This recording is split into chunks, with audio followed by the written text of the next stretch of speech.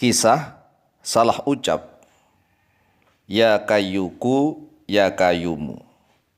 Seharusnya ya hayyu, ya qayyumu. Ya hayyu, ya qayyumu. Tetapi dia salah ucap. Ya kayuku, ya kayumu. Ya kayuku, ya kayumu. Tetapi dia membacanya dengan penuh keyakinan. Ya kayuku, ya kayumu, ya kayuku, ya kayumu. Sehingga gula merah yang dia usahakan tiba-tiba berubah menjadi emas. Kisah ini dikisahkan secara turun-temurun di daerah kami, terutama di daerah sekitar Sarang, Rembang, Jawa Tengah, yang berbatasan dengan daerah Tuban. Suatu ketika Sunan Kalijaga yang asli orang dari Tuban. Sunan Kalijaga daerah dakwahnya senantiasa menuju ke arah barat, yaitu menuju ke arah Demak Bintoro. Sehingga Sunan Kalijaga seringkali melewati perbatasan antara Jawa Tengah dan Jawa Timur, yaitu di daerah Sarang, Rembang, Jawa Tengah. Yang mana Sarang alhamdulillah saat ini menjadi salah satu kota santri. Banyak ribuan santri di sana. Dan banyak ulama di Nusantara yang hasil produk asli murni dari Sarang, Jawa Tengah. Kisahnya, suatu ketika Sunan Kalijaga berjalan dari arah Tuban menuju ke Jawa Tengah. Sampai di daerah perbatasan antara Jawa Tengah dan Jawa Timur. Sunan Kalijaga merasa kehausan dan berteduh di bawah pohon. Kalau di perbatasan Jawa Tengah Jawa Timur itu banyak pohon siwalan. Pohon siwalan itu berbeda dengan pohon aren ya.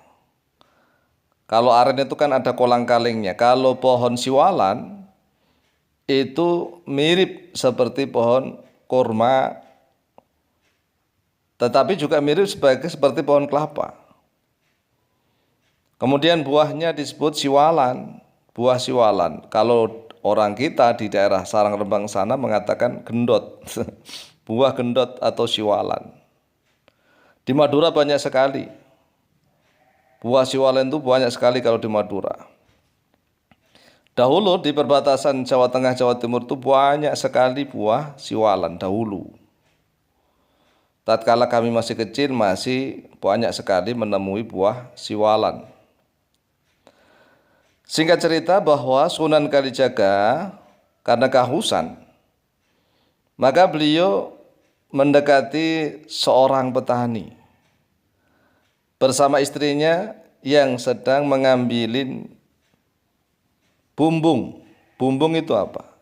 Bumbung itu wadah terbuat dari bambu yang dipakai untuk mewadahi air dari buah siwalan. Jadi manggar atau mancungnya buah siwalan itu kalau dipotong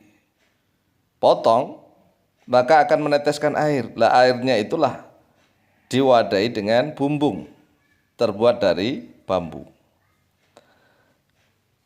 Air yang menetes di dalam bumbung itu dalam waktu semalam biasanya akan agak lumayan, akan menjadi air legen. Air legen kalau diolah dimasak akan menjadi gula merah, gula Jawa. Kalau orang mengatakan gula merah itu gula Jawa.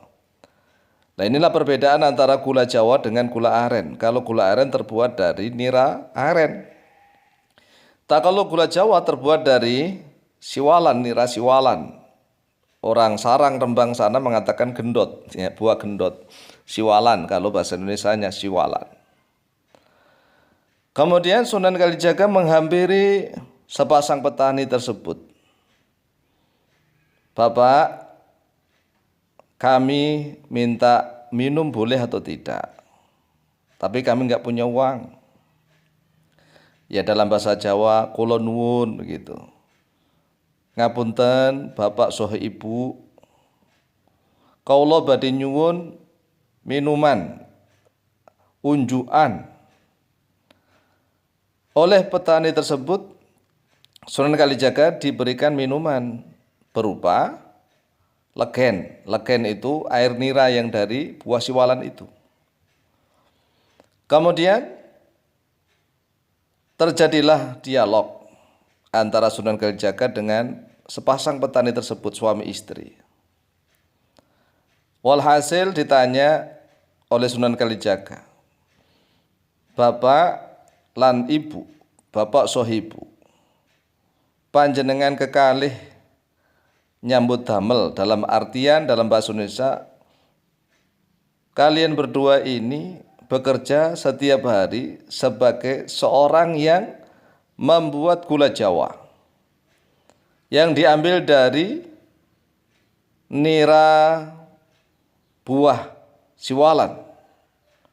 Air nira buah siwalan setiap hari diambil, kemudian dimasak menjadi gula merah, gula Jawa. Setiap hari begitu. Kata dua petani tersebut, iya. Setiap kami, pekerjaan kami begini, memanjat pohon siwalan, kemudian menaruh bumbung-bumbung di atasnya. Dan esoknya kami mengambil bumbung itu, menggantinya dengan bumbung yang baru. Kemudian airnya kita bawa ke rumah dan kita masak.